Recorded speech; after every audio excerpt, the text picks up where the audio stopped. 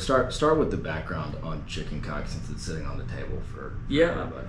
Yeah. So chicken cock, it's an old storied American whiskey brand. So it dates back to 1856. Though we've actually uncovered, we did a big project that really went into kind of like the archives and stuff like that to understand a little bit more about the early history of the brand. And we actually figured out that they started distilling more like the 1840s. So in the original distillery, that was in Paris, Kentucky, and they would distill and just put in barrels, so they weren't putting whiskey in bottles often at that point. So it's hard to find actual bottles of, from that era, but if you look at like the distilling records and some of the archives, they started distilling there in 1840 in what is now chicken cock, and most of that was sold via barrels, a lot of it down the Mississippi to New Orleans. Then in 1856 was the first commercial use of the chicken cock name in a bottle format. It grew in prominence throughout the 19th century, and then in Prohibition, it was the house whiskey at the Cotton Club. And so we have a lot of bottles from kind of that era, and prior to that of original bottles of chicken cock, original liquid, advertisements. Wow. It's kind of like a treasure chest worth of artifacts throughout the brand. How'd you find those? So some of them were there's quite a bit of chicken cock items, of varying types at the Oscar Getz Museum of American Whiskey History in Bardstown, Kentucky. We find a lot on eBay. But it's interesting.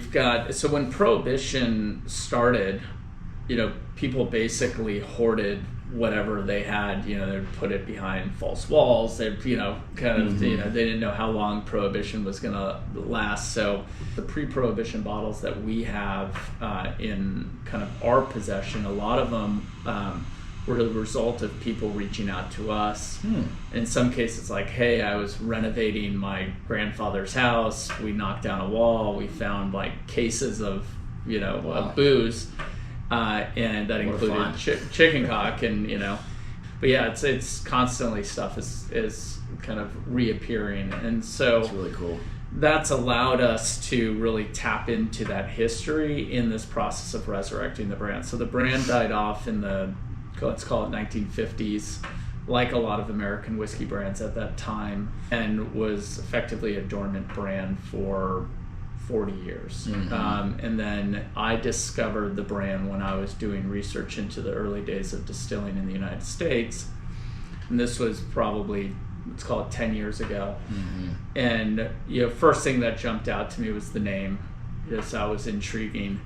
But then as I started digging in, I discovered that it was more than just a name. It was this really rich history, and it was a very big brand. And then the deal clincher for me was in reading Duke Ellington's memoirs, where he talks about chicken cock as it relates to the Cotton Club. Interestingly enough, a lot of the brands that I came across back then, which we decided to pass on, have now been resurrected. Oh, really?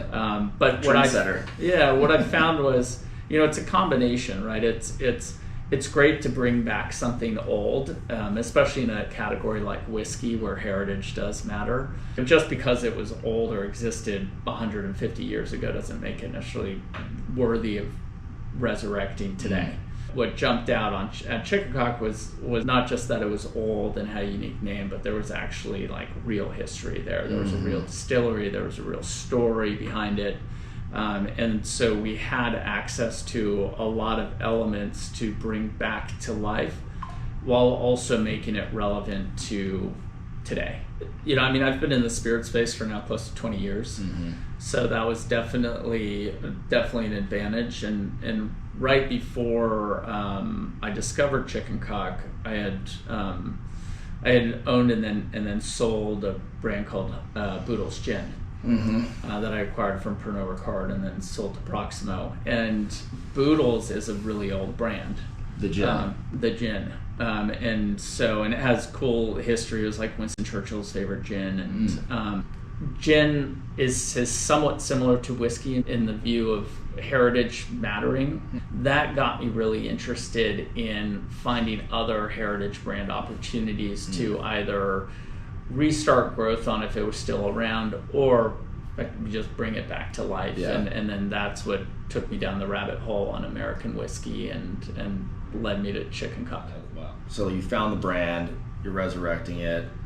Was there there's no juice left, I mean, for sure, right? There's not like a barrel that you were releasing that was like no. I mean, we have liquid in bottles from the teens, but have you tried it?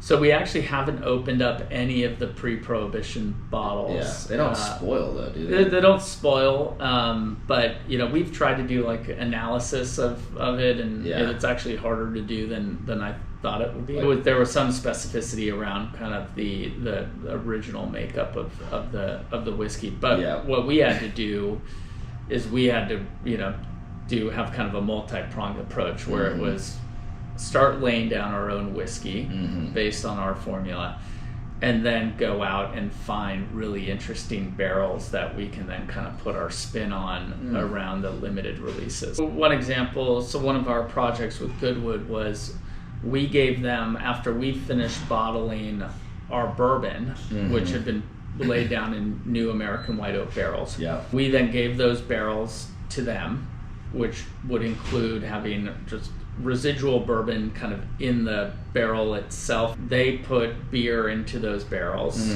for X amount of months. They then dumped those barrels. We took those barrels back, which then included a little bit of the beer, and then we put whiskey back into them.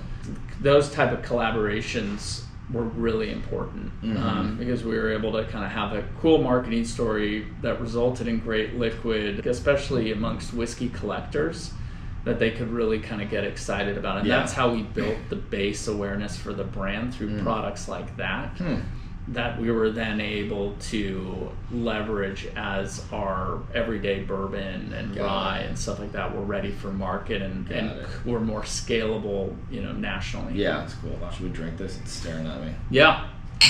Cheers. That's really good. Yeah, so this is our core Kentucky straight bourbon. It's a high rye bourbon, so we have a little bit of the spice from the rye. A minimum of 4 years. This then is the foundation from which we build everything else. Other stuff. Yeah, so we like barrel finishes and so this would be our kind of our core recipe, and then from there is we build, unless it's a rye, and then we have our core recipe and kind of everyday rye. But the majority of our business is on the bourbon side. I'd say 80+% is all bourbon expressions. Yeah. And then we do some creative things on the rye side, but for the most part, I mean, this is the flagship. Yeah. What's nice about this is it's from a proof standpoint, it's 90 proof, so it's 45% alcohol. As you get into the higher end whiskeys, a lot of them tend to be higher proof. You'll have barrel proof, you'll have 100 proof, and they get... Is that more desirable? It depends on the consumer. So the real whiskey aficionado kind of geeking out on it, they like the higher proof stuff. Is it harder to make? It's not harder to make, you're not diluting it. So barrel proof means it's basically going right from the barrel at whatever proof that is, which could be 110 plus. Yeah. Is straight into the bottle. Can you control that coming out of the barrel? Generally what you'll do is you'll dump a barrel and then you'll dilute it to proof with water. Yeah, sad. But depending on your palate, it's a lot easier to drink something that's 90 proof than 110 proof. Yes. Right. So this is our everyday bourbon, our flagship, and then this year we introduced Double Oak, which is an 8-year-old that we re-barrel, and then each holiday season we do a holiday release, and Red Stave is this year's holiday release. We collaborated with a wine company in California Syrah barrel. that we rested it in Petite Syrah barrels, and we actually, that's another example of the collaboration, is we gave them our bourbon barrels because they wanted to do a bourbon barrel finished wine. And in That's exchange, cool. they gave us, petite Syrah barrels. Yeah. So it's just a great opportunity to do something that's limited. Yeah, both of y'all get the benefit of being like Right. niche and Exactly. sharing. Yeah. The other big thing for us, coming up soon is we're going to be opening up a tasting room and retail Oh, really? shop in Bardstown, Kentucky. So that Nice. should be, fingers crossed, ribbon cutting April, right at the beginning of April, end Wow. of March. And it's great. I mean, there'll be over, I think, 2 million people who visit the Bourbon Oh, Trail wow. in Kentucky this year. So it's a big, and they're making a lot of investment in trying to make it kind of the Napa of, It should be. Napa-like experience. And so, and Bardstown is the capital of bourbon country, so it's going to be a big deal when we open. And from there, we'll be able to sell by the bottle, sell by the cocktail, do direct shipping, sell by the barrel. Yeah. Like, there's a lot that we can do there. So that's going to be a huge Yeah, it opens up a opportunity lot of for the opportunities. brand. Yeah, that's going to be fun. I want to go. Yeah. Well, Maybe plan a trip out there. Definitely, and Bring we'll some have, of these guys. We'll have a party. Yeah. Yeah.